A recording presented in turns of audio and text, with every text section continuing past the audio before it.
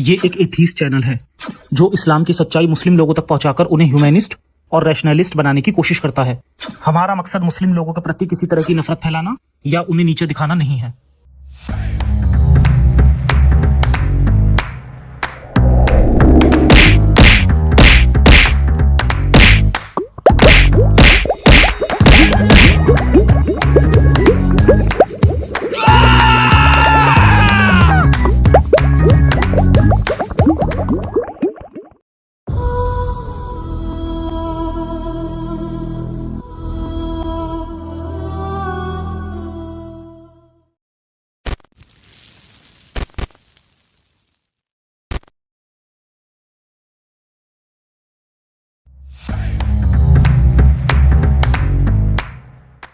नमस्कार, आदाब, सत श्री अकाल। मैं हूं जफर हेरेटिक और कुछ दिन पहले मैंने मोमिनों के कमेंट्स के जवाब देने का शो शुरू किया था, क्योंकि इसमें फ़नी कमेंट्स भी होते हैं जिससे आप बोर नहीं हो सकते, और दूसरा मकसद था कि मोमिनों को उनके सवालों के जवाब भी मिल जाएं। शायद इससे उन्हें हिदायत मिल जाए या मुझे हिदायत मिल जाए। अच्छा, पहला जो शो था वो मैंने लाइव किया था, लेकिन काफ़ी लोगों ने कहा कि इसकी वीडियो बनाकर पेश की जाए, क्योंकि उसमें कुछ प्रॉब्लम्स थी। पहली तो ये कि कमेंट्स दिखाई नहीं दे पा रहे थे। तो एक्सपेरिमेंट के तौर पे मैं ये वीडियो बना रहा हूँ, और वीडियो देखने के बाद कमेंट सेक्शन में ज़रूर बताइए कि ये शो आपको कैसा लगा, ताकि फिर मैं इसे आगे भी ऐसे ही वीडियो बनाकर लाता रहूँ। लाइव में थोड़ी वॉइस भी ख़राब रहती है और एडिटिंग भी नहीं हो पाती। यहाँ आपको कुछ बेसिक एडिटिंग के साथ ये वीडियो मिलेगी, तो आपका जो फीडबैक है वो बहुत ज़रूरी है, बताइएगा ज़रूर। तो चलिए शो शुरू करते हैं। मेरे हर वीडियो के कमेंट बॉक्स में मोमिनों के जितने भी कमेंट होते हैं, कोई कमेंट जवाब देने लायक नहीं होता। उनके कमेंट इतने फ़नी होते हैं कि उन्हें पढ़कर सिर्फ हंसा ही जा सकता है। मैं अपने सारे वीडियो इस्लामिक किताबों के हवाले से बनाता हूँ, बाकायदे स्क्रीनशॉट के साथ रेफरेंस भी देता हूँ। मोमिन उन रेफरेंस को गलत साबित नहीं करते। हमारे मोमिन भाई इस्लाम की सच्चाई को झूठ और बकवास कह देते हैं। इस्लाम की सच्चाई सुनकर बद्दुआएं, गालियां और धमकियां देना तो दीनी फर्ज है, और मोमिन भाई अपना ये दीनी फर्ज अच्छे से अदा करते हैं। तो आइए मोमिनों के कमेंट पढ़ते हैं। इम्तियाज शेख लिखते हैं, तू कहाँ रहता है साले, वहां आकर मारने का दम है तुझे। और इनका एक और कमेंट है, तू मिल साले, तुझे कोई कत्ल करे ना करे, पर मुझे अगर मिला तो मैं ज़रूर तुझे मार दूंगा 100%। इम्तियाज शेख जी, आप बहुत फ़नी हैं। मुझसे मेरा एड्रेस पूछ रहे हैं ताकि आप मुझे मार सकें। तू मिल साले भी बोल रहे हैं। अगर आप मुझसे मिलने को इतने बेचैन हैं तो अपना एड्रेस लिख देते। शेख भाई, आज से 2.5 साल पहले जब मैंने ये चैनल बनाया था, तब से मुझे कत्ल करने की धमकियाँ मिलती आ रही हैं। हज़ारों धमकियाँ मिल चुकी हैं, डेली मिलती हैं। हज़ारों मोमिनों के लिए जो मेरा सर है ना, वो जन्नत जाने का एक कन्फर्म टिकट समझो आप। सैकड़ों मोमिन भाई हैं जो मेरा पता ठिकाना ढूंढ रहे हैं। तो ऐसी धमकियां पढ़कर मुझे आप जैसे लोगों पर ही अफसोस होता है। और एक सच्चाई बताऊं आपको, आपकी इन्हीं बातों और हरकतों से ही ना इस्लाम दुनिया भर में और ज़्यादा बदनाम है। इन्हीं हरकतों के चलते मैं इस्लामिक किताबों के रेफरेंस से इस्लाम की सच्चाई बताता हूं। तुम लोग सच्चाई से डरते हो, तुम लोग बुज़दिल हो। तुम्हारा अल्लाह, तुम्हारा इस्लाम इतना कमज़ोर है कि एक बंदे के सच बोलने से डर कर कांपने लगता है। देखो, तुम लोग सच बोलने वालों को झूठा साबित नहीं कर सकते। तुम लोग उसका गला काटना चाहते हो और फिर भी कहते हो कि इस्लाम सच्चा दीन है। तुम लोगों को इस्लाम कातिल बनाता है, फिर भी तुम कहते हो कि इस्लाम इंसानियत सिखाता है। अरे भाई, कभी ईमान को साइड में रखकर सोचिए, शायद इंसानियत और इस्लाम में फ़र्क समझ आ जाए। इस्लामिक गोल्डन पीरियड जी लिखते हैं, खुद का ईमान तो बचा नहीं पाया, अब दूसरों का ईमान भी ख़राब कर रहा है। आपका कमेंट पढ़कर मुझे बेहद खुशी हुई, और मैं मोमिनों का ईमान ख़राब करने के लिए ही वीडियो बनाता हूँ। मैं चाहता हूँ कि मोमिन ईमान को साइड में रखकर अपने दिमाग से सोचना शुरू करें। आपके कमेंट से मुझे पता चल गया कि मेरी जो कोशिशें हैं वो कामयाब भी हो रही हैं। हौसला अफजाई करने के लिए बहुत बहुत शुक्रिया। और हाँ, इस्लाम का जो गोल्डन पीरियड है ना, वो ख़त्म हो गया है। इंटरनेट आने के बाद अब बहुत ही बुरा पीरियड चल रहा है आपका। और ये मैं नहीं कह रहा, आप देखें, आपके जितने भी बहुत बड़े बड़े स्कॉलर्स वगैरह हैं उनकी वीडियो भी मिल जाएगी, सेम यही बात वो रिपीट कर रहे हैं। कश्मीर व्लॉगिंग लिखते हैं, भौंक, कितना भौंकना है तुझे, क्या लगता है हम ईमान से हटने वाले हैं? नहीं हटेंगे, तेरे बोलने से क्या आसमान टूटेगा। और कतई मोहम्मद सल्लल्लाहु अलैहि वसल्लम को गलत बोलता है, हा हा हा हा हा। अरे वाह, you are serious, can I help you? कुत्ते की पूंछ बंदर। ये क्या था भाई, ये क्या था? ये एक सेकेंड, इबलीस साहब ने कोई रिप्लाई दिया है इस पे, उन्हीं की टोन में लिख रहे हैं, देखो, भौंक, कितना भौंकना है, क्या लगता है तुझे तेरे भौंकने से हम डर जाएंगे? नहीं डरेंगे, तेरे बोलने से क्या आसमान टूट पड़ेगा? हा हा हा, यू आर सीरियस। बढ़िया यार, इस पे कुछ जवाब देने की ज़रूरत नहीं है, इबलीस भाई ने जवाब दे दिया है। देखा, इबलीस भाई भी हमारा साथ दे रहे हैं। इबलीस भाई, आप बिल्कुल टेंशन ना लें, बहुत जल्दी आपको ना जन्नत की जो हुकूमत आपको मिली हुई थी वो दोबारा से दिलाएंगे। नासिर अंसारी जी लिखते हैं, इस्लाम को बदनाम करने वाले कुछ इस्लाम के लोग होंगे, आप सबसे बड़े एग्जाम्पल हैं। नासिर अंसारी जी का बहुत बहुत शुक्रिया कि इन्होंने मुझे मुस्लिम माना, वरना हमारे जो 90% मोमिन भाई हैं वो तो मुझे हिंदू, ईसाई, यहूदी और पता नहीं क्या क्या बोलते हैं। अच्छा, आगे इन्होंने लिखा था कि मैं इस्लाम को बदनाम कर रहा हूं। दुनिया भर में दर्जनों इस्लामिक टेररिस्ट ऑर्गेनाइजेशन हैं, क्या वो सब इस्लाम का नाम रोशन कर रहे हैं? भाई कभी उनके बारे में भी बोलिए। मैं इस्लामिक किताबों के रेफरेंस से इस्लाम की सच्चाई लोगों को बताता हूं, तो ये बदनाम करना कैसे हो गया?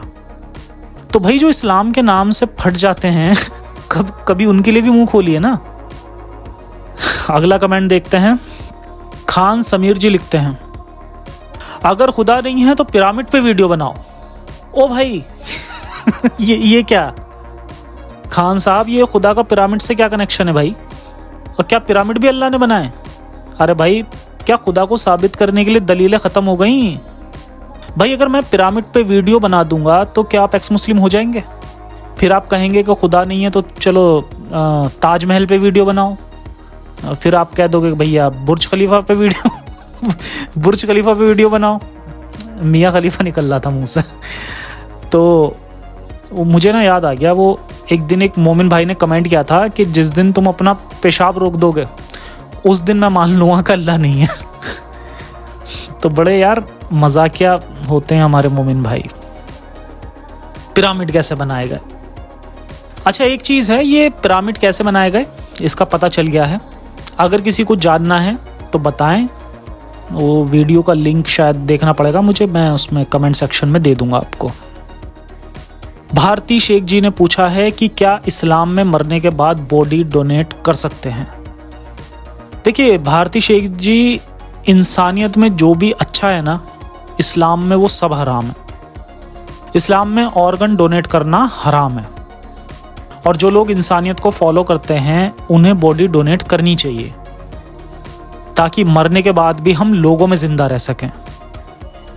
खासकर मेरे हिसाब से आंखें तो ज़रूर डोनेट करनी चाहिए, क्योंकि हमारी आंखों से अंधे इंसान दुनिया देख सकते हैं। आप सोचो ज़रा, मतलब जितने इंसान डेली मरते हैं और इनकी अगर सभी मतलब अपनी आंखें डोनेट करें तो मेरे ख्याल से आने वाले शायद 1 साल में दुनिया में कोई भी अंधा नहीं होगा। और ये कितनी बड़ी इंसानियत की बात है कि मतलब आपकी वजह से एक इंसान इस दुनिया को देख पाएगा, इसे महसूस कर पाएगा। तो ये तो यहीं पर फेल हो जाता है, इंसानियत के इसी पैमाने पर फेल हो जाता है ये तो। आमिर महमूद जी बड़े प्यार से लिखते हैं, इंग्लिश का कमेंट है, हिंदी में कर दिया गया है। डियर, तुमने हदीसें और कुरान की गलत ट्रांसलेशन पढ़ी है, इसलिए तुम गलत नतीजे पे पहुँचे हो। पहले अरबी सीखिए, फिर खुद पढ़िए, तब आपको अपना नज़रिया गलत लगेगा। और कत्ल कुरान में नहीं है, मैं साबित कर सकता हूँ। तो आमिर महमूद जी, आपने इंग्लिश में कमेंट लिखा, लेकिन जो बातें हैं आपकी वो वही हैं मदरसा ग्रेजुएट वाली। देखो, मैं सही हदीसों के रेफरेंस से वीडियो बनाता हूँ और अगर कहीं पे कोई हदीस अगर हसन भी होती है तो मैं बता देता हूँ कि भाई ये हसन ग्रेड है। ज़ईफ़ अगर होती है, ज़ईफ़ में वैसे कभी भी अपने पॉइंट रखने के लिए मैंने आज तक कभी ज़ईफ़ हदीस यूज़ नहीं की। लेकिन हाँ, अगर कोई एक मैंने पॉइंट दिया है और उसके लिए मुझे एक रेफरेंस दिखाना है तो मैं ज़ईफ़ का रेफरेंस दिखा देता हूँ और मैं बता भी देता हूँ कि भाई ये यहाँ पर ज़ईफ़ है। जैसे अभी मैंने जो मेरी 5 वाली जो सीरीज़ चल रही है ना, तो उसमें मैंने एक हदीस ज़ईफ़ दिखाई है, लेकिन उसे मैंने गिना नहीं है। जो भी ग्रेड होती है वो मैं बताता भी हूँ और मैं सही हदीस ही हमेशा यूज़ करता हूँ। और जो कुरान की मैं ट्रांसलेशन पढ़ता हूँ वो भी हमेशा सही इंटरनेशनल वाली होती है, वही मैं दिखाता हूँ, वही मैं पढ़ता हूँ। अब आप ये बताएं कि कुरान की ट्रांसलेशन जो अरबी भाषा के जो विद्वान हैं, जो इस्लामिक स्कॉलर हैं, वो करते हैं उसकी ट्रांसलेशन, तो क्या उनकी ट्रांसलेशन गलत होती है? अगर मैं आज अरबी सीखनी शुरू कर दूं तो क्या मैं उनसे ज़्यादा अरबी जान सकता हूं? भाई अगर 1400 साल से कुरान की सही ट्रांसलेशन नहीं हुई है तो ये अफसोस की नहीं, ये शर्म की बात है। असल में ट्रांसलेशन का कोई मुद्दा ही नहीं है, ये सिर्फ सच्चाई को झुटलाने की कोशिशें हैं। आपने लिखा कि कुरान कत्ल का हुक्म नहीं देती। अब बताओ इससे बड़ी मक्कारी क्या हो सकती है? जो हज़ारों मोमिन मुझे कत्ल करना चाहते हैं वो किस इस्लाम को फॉलो कर रहे हैं फिर? इनको कत्ल करने की हिदायत कौन देता है? मैं दर्जनों आयतें बता सकता हूं जो मरने मारने का हुक्म देती हैं। और मुशरिक मुर्तद वगैरह इन्हें छोड़िए, मैं वो आयतें बता देता हूं जब मुसलमान को ही मुसलमान को कत्ल करने को कहा गया है। तो जो लोग मक्का से मदीना हिजरत नहीं करना चाहते थे, मुसलमान ही थे ना, वो मुसलमान तो हो गए थे ना, वो उनको भी कत्ल करने का हुक्म था अगर वो वापस जाने की बात करें तो।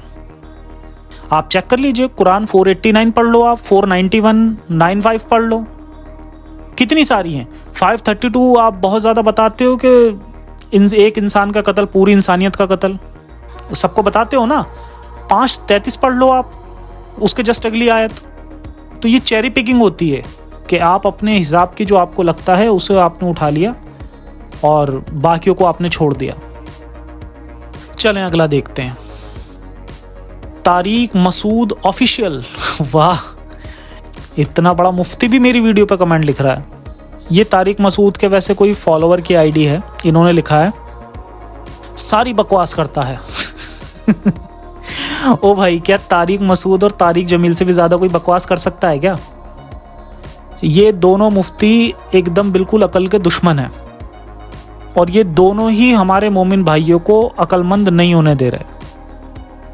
तारिक जमील को देख लो, जब वो मतलब जन्नत के किस्से सुनाता है ना, तो ऐसा लगता है जैसे सैरी करके आ रहा हो सीधा, और ये कह रहे हैं कि हम बकवास कर रहे हैं। चलें आगे देखते हैं। क्यूट मोमेंट जी लिखते हैं, तू जो बता रहा है इसका रेफरेंस दे, कहाँ लिखा है? जो भी तूने बकवास की है हवाला दे, कौन सी बुक में लिखा है? क्यूट मोमेंट जी, आप ना बहुत क्यूटिए हैं।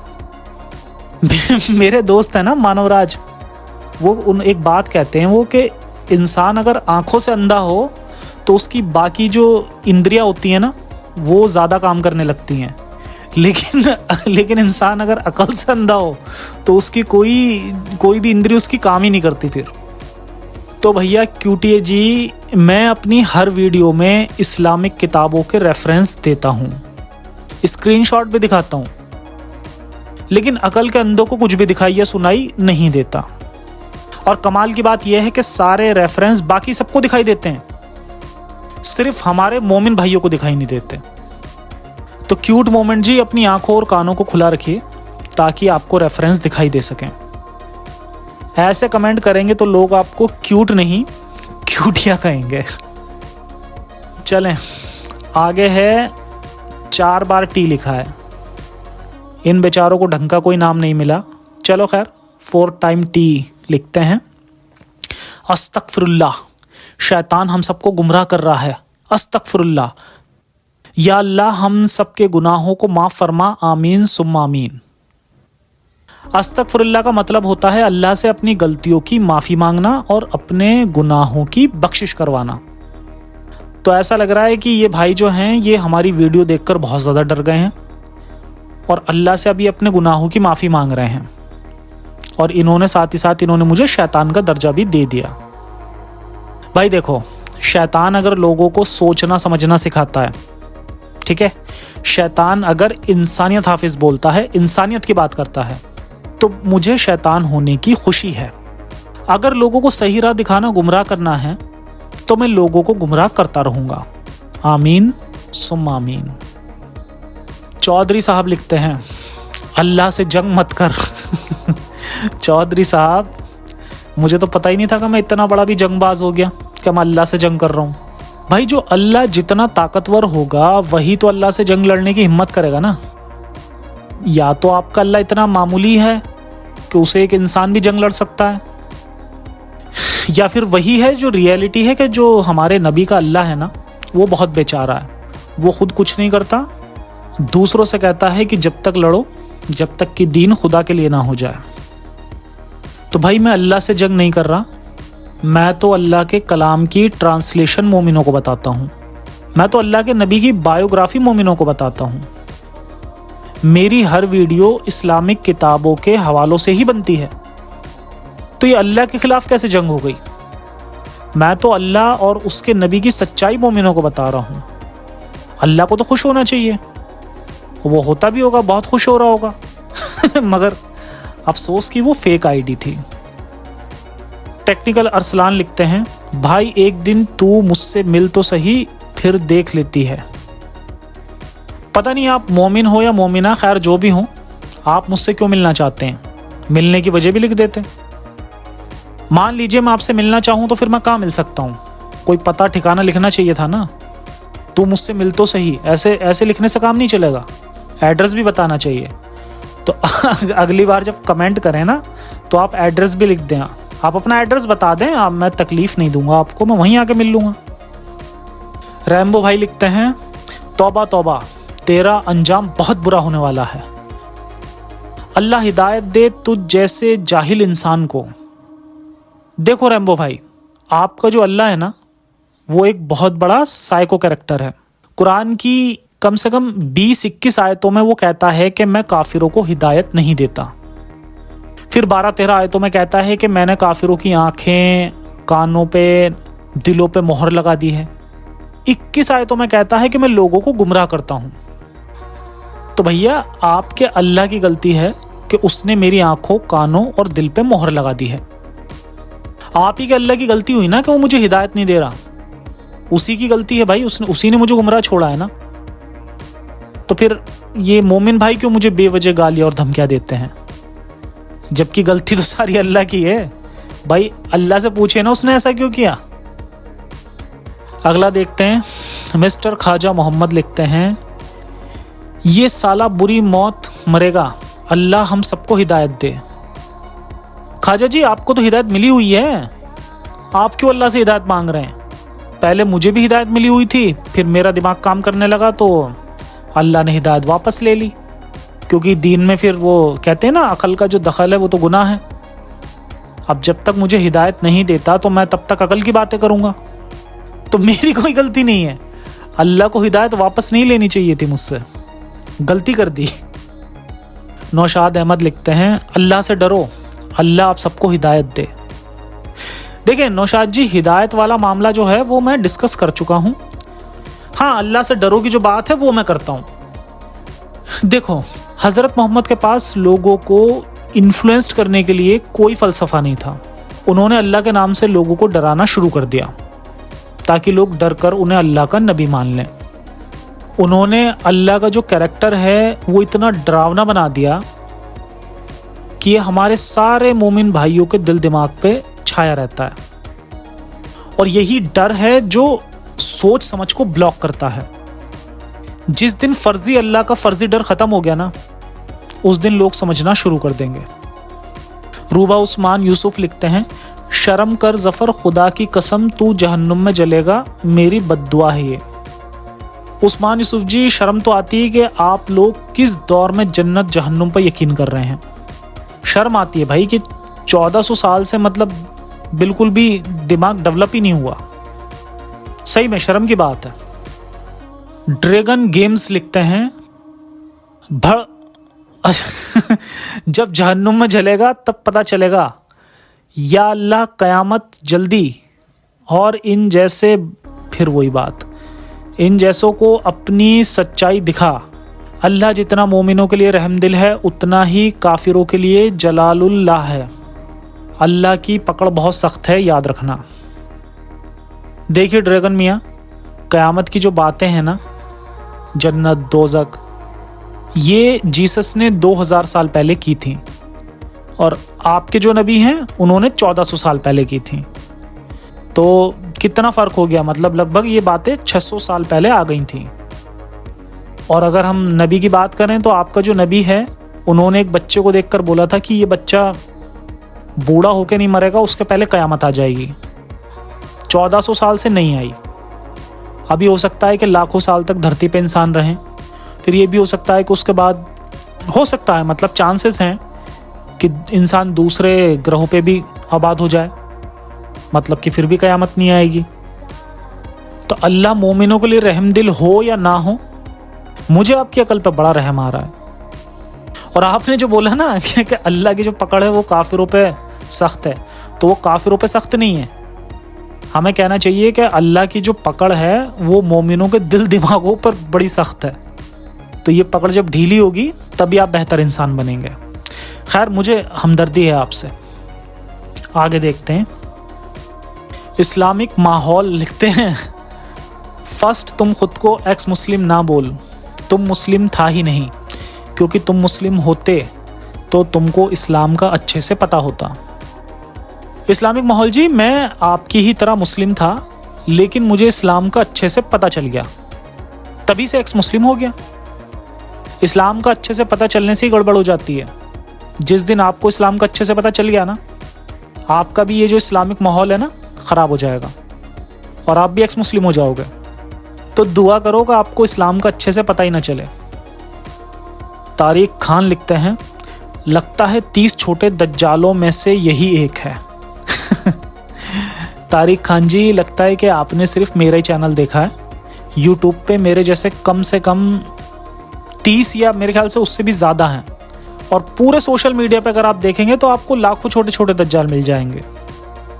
वैसे अब हर मुस्लिम मोहल्ले में छोटे दज्जाल हैं, अभी असली रूप में नज़र नहीं आ रहे, कुछ साल और इंतज़ार कीजिए, हर जगह आपको छोटे दज्जाल दिखाई देंगे। द गेम लिखते हैं, ज़फ़र या जो भी तुम्हारा नाम है, तुमसे एक सवाल है, तुम ये सोचते हो कि अल्लाह नहीं है, मौत के बाद क्या होगा? क्या हमारी यही ज़िंदगी है? पैदा होते हैं, खाते पीते हैं और मर जाते हैं, ऐसी ज़िंदगी जीने का मतलब क्या है? देखिए द गेम या जो भी आपका नाम है, पूरी दुनिया में हर साल करोड़ों लोग मरते हैं, ठीक है, और अभी तक अरबों लोग मर चुके हैं। मरने के बाद किसने आकर बताया कि मरने के बाद क्या हुआ? बाकी जानवरों की तरह इंसान भी जानवर है। जानवर मतलब जिसमें जान होती है, तो इंसान भी एक जानवर ही था। अब उसका जो दिमाग है वो डेवलप हो गया तो वो इंसान बन गया। तो जैसे दूसरे जानवर मरते हैं वैसे इंसान भी मरते हैं। तो जो लोग ये जन्नत और दोज़ख जैसी बेकार की बातों में यकीन करते हैं ना, वो लोग सिर्फ और सिर्फ अपनी ज़िंदगी को ही बर्बाद कर रहे हैं, सिर्फ अपना टाइम वेस्ट करते हैं। ये ज़िंदगी जो है ना, ये कोई इम्तिहान नहीं है, ये पहला और आखिरी मौका है। और जो लोग सोचते हैं कि मरने के बाद कोई ज़िंदगी होती है, तो वही ज़िंदगी के प्रति गुनाह भी वही करते हैं। जन्नत के ख्वाब में ज़िंदगी को दोज़ख बना लेना ना सबसे बड़ी बेवकूफ़ी है। और जो लोग जानते हैं कि यही ज़िंदगी है और इसके बाद आगे और कोई ज़िंदगी नहीं मिलने वाली, इस ज़िंदगी को वही अच्छी तरह से जीते हैं। ज़िंदगी का कोई मकसद नहीं होता, ज़िंदगी के लिए मकसद चुनना पड़ता है। सलाउद्दीन लिखते हैं, भाई तू नास्तिक नहीं, तू साला एंटी मुस्लिम है, तुझे सिर्फ मुस्लिम के बारे में फालतू बातें बताना है, कभी दूसरे धर्म के बारे में भी फालतू बोले। सलाउद्दीन जी, मैं और मेरा जो परिवार है ना, वो आज भी मुस्लिम है। मेरे दोस्त रिश्तेदार सब मुस्लिम हैं। मैं एंटी मुस्लिम नहीं हूँ, मैं एंटी इस्लाम भी नहीं, हम ये कहना चाहिए कि मैं एंटी एक्सट्रीमिज़म हूँ। और मैं फालतू बातें नहीं बताता, जो बातें इस्लामिक किताबों में लिखी हैं वही रेफरेंस के साथ बताता हूँ। और मैं जिस रिलीजन से हूँ मैं उसी की बात करूँगा ना, दूसरे रिलीजन के बारे में मुझे बोलने की ज़रूरत ही नहीं है। वैसे भी इस्लाम को छोड़कर बाकी जितने भी रिलीजन हैं वो टाइम के साथ वो बदले हैं और बदल रहे हैं। सिर्फ इस्लाम ही एक ऐसा रिलीजन है जो 1400 साल पीछे चल रहा है। और रही बात दूसरे रिलीजन के खिलाफ बोलने की, तो उनके खिलाफ बोलना आसान है, वो गला नहीं काट देते नास्तिकों का। अच्छा, इसमें नीचे ये अरहमान बादाम जी कमेंट लिखने वाले को कह रहे हैं कि आप इस्लामिक किताबों को पढ़िए कि उस दौर में क्या हालात थे। कच्चा बादाम जी, आप जो है ना काफ़ी कच्चे हैं इस मामले में। अगर आपने खुद उस दौर की किताबें पढ़ी होती ना तो आपको पता होता कि इस्लाम आने से पहले बहुत अच्छे हालात थे। अलग अलग कबीलों की 360 मूर्ति थी जो एक ही जगह रखी जाती थी काबे में। मतलब वो उसे एक मुकद्दस जगह मानते थे और सभी अपने जो भी उनके भगवान हुआ करते थे वो उसे वहाँ पे लाके रखा करते थे। और ये तो हो गई इस रिलीजन की बात। अगर आप औरतों की बात करें तो औरतों की हालत भी उस समय बहुत अच्छी थी। और यही वजह है कि जो खदीजा बेगम थी उन्होंने एक बेरोजगार को काम पे भी रखा था और अपनी मर्जी से उससे शादी भी की थी। अब ये मत कहना कि छोटी बच्चियों को जिंदा दफन कर दिया करते थे। आपके नबी के जो दादाजी थे ना, उन्होंने 6 शादियां की थी। तो ऐसा नहीं है कि लड़कियां कम थीं, लड़कियां बहुत थीं। तभी उन्हें बुढ़ापे में भी लड़की मिल गई थी। तो ये मुल्ला मौलवियों की बातें मत सुनो, खुद से इस्लामिक किताबों को पढ़ो और खुद से अपना लॉजिक लगा के समझो चीज़ों को। तो आई थिंक आज के लिए अब इतने सवाल काफ़ी हैं। रिकॉर्डिंग काफ़ी ज़्यादा लंबी हो गई है और ये 40-45 मिनट की रिकॉर्डिंग हो चुकी है, लेकिन मुझे लगता है कि एडिट करने के बाद, ट्रिम के बाद ये थोड़ी छोटी हो जाएगी। तो आशा है कि आपको ये वीडियो पसंद आई होगी। अगर पसंद आई हो तो मुझे ज़रूर बताएं कमेंट सेक्शन में। और अगर आपको ये वीडियो पसंद आई होगी तो मैं इसी तरह से ये मोमिन भाइयों के सवालों के जवाब लाता रहूँगा। कोशिश करूँगा कि हफ्ते में 1 या 2 वीडियो लाऊँ। और अगर आपको लगता है कि लाइव वाला ऑप्शन सही है तो आप मुझे वो भी बताएं। तो जैसा भी होगा वैसा कर लेंगे। बाकी अपना ख्याल रखें, कट्टरता से बचें। जय हिंद, जय विज्ञान, इंसानियत। हाफिज़।